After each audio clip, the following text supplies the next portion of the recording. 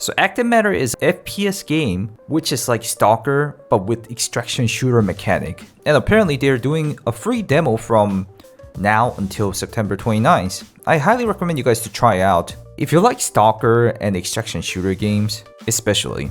Not only that, they're doing drops giving you modded Ash 12 and PvE Raid Pass etc, which is gonna be September 27th, 15:30 GMT until September 29th, 16 GMT, like 9 hours after I upload this video. I'll be streaming 72 hours, so do check out the live stream on Twitch if you want drops. Anyways, I've been playing this game and streamed this game about 150 hours now. Even reached at the leaderboard at 29th player. So I might be one of the players who knows about the game the most. I've already made my first impression video earlier. I'll put it on the right top corner. For the title question, is this game worth? I think it's worth to at least try out a demo. There's nothing like you trying out the game yourself than listening from a random YouTuber. At least try out the PvE mode or just rent the gear, which is like a similar concept like Tarkov scavving.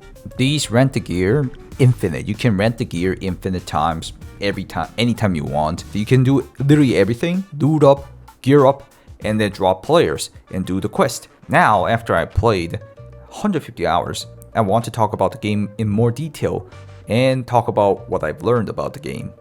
First of all, I love the game's unique mechanics, especially the PvE side.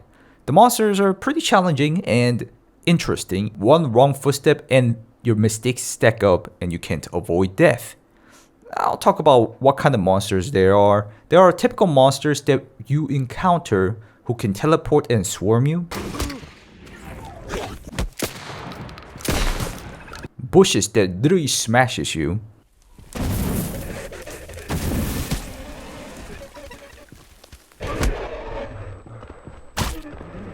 Weeping Angel type monsters that will slap you when you don't keep them on your line of sight.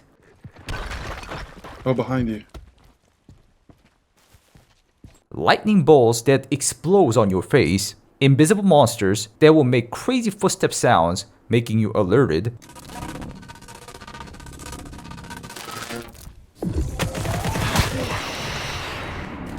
Jumping anomalies that if you touch, it will send you flying. Bugs and insects in hive, which will swarm you if you get close, or they will eat leftovers of dead bodies.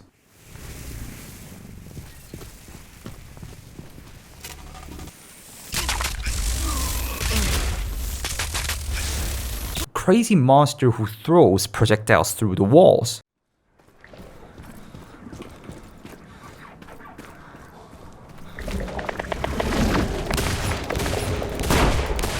Other mechanics which is interesting about the game is that there's like teleporting portals that you can use to take advantage, somewhat like Splitgate game type.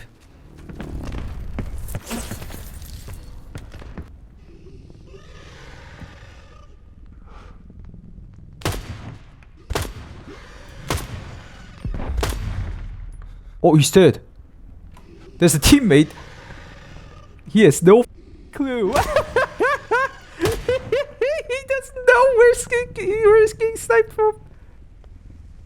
Keep running. He thinks, oh my god, cheater, cheater, cheater. We're gonna report him, cheater, cheater. Or the walls you can climb up due to the gravity change.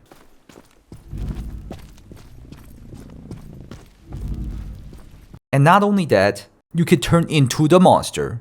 One was the teleporting monster that you can do. Another one was a Mothman that you can fly around and goof around with players. They disabled it for now because it was too unbalanced as far as I know, but I think they're going to add it back in, and they have more plans to add more monsters that you can turn into, which is a bit too overpowered in my opinion, especially for duos. If a duo uses it while you're the monster and then the other guy is a human, it's damn powerful.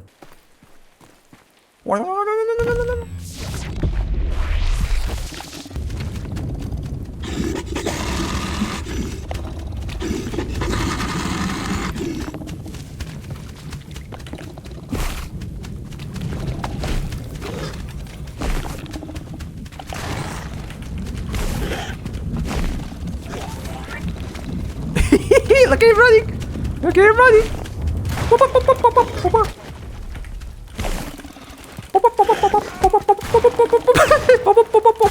He has no clue what he's fighting.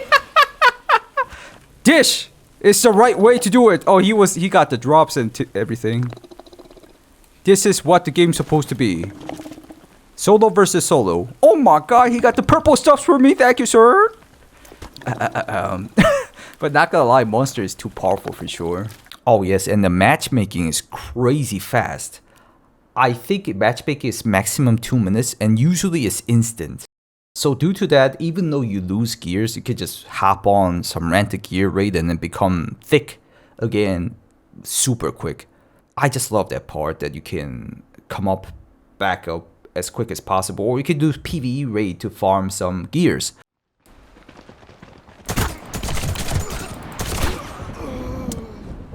Damn it.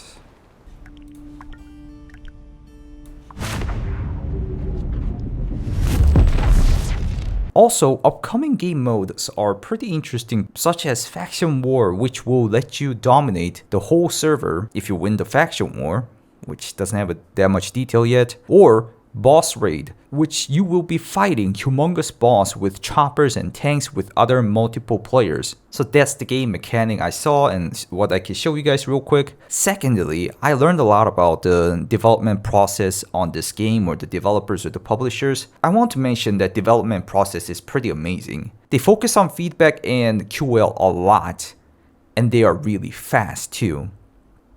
You can see the changelog and the roadmap straight up from the game, and if you see the changelog, they are updating the game almost daily based on user feedback. Also, I'd like to mention that the game developers are not Gaijin themselves who made War Thunder.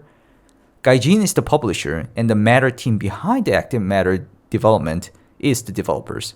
Matter team is also known to have members who created Enlisted and Cuisine Royale. Gaijin is the publisher, and Matter team are the devs. Well, their relationship is not quite well known, but very likely subsidiary or something else. It's not publicly well known. Anyways, what I'm surprised about these developers is that not just the fast update with bugs and QOLs, they did a lot of cool things too, such as giving away standard and premium edition of the copies to the CBT players, the closed beta testers. If you play for 2 hours, they'll give you standard copies. If you played 40 hours as a closed beta testers, you get the premium account, which really rarely happens as far as I've seen. So those are the good parts I wanted to mention. Now I'll talk about some worrying sides of the game now, after I play like hundreds of hours.